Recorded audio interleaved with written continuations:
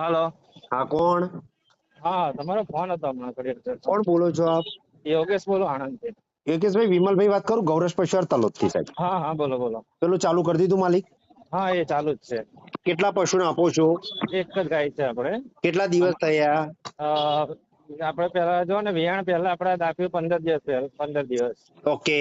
અને અત્યારે વિયાણ થઈ છે અમારા ગયા ગુરુવારે વિયાણ થયું. એટલે ઓકે. આજે શુક્રવાર એટલે એક વીક થયું આજે. શું ફાયદો લાગે છે યોગેશભાઈ? હા, એટલે જો એનો ઝેર જે પડવાનો તો ઓટોમેટિક થઈ ગયો આપણે. ઓકે. 4-5 કલાક, 5 થી 6 કલાકની અંદર પડી ગયું. ઓકે. હા. પછી અને બીજું? દૂધમાં અત્યારે છે આપણે 4-4.5 લીટર એક ટાઈમ નું દૂધ કાઢે છે.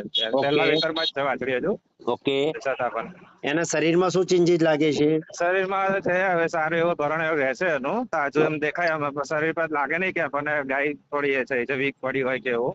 હા. હવે યાર પછી જે પેલા કમજોરી આવે એ બધું ગાય કે બીમાર થાય એ બધું નથી થયું હવે. ઓકે માલિક, બીજું હા, સંતોષ?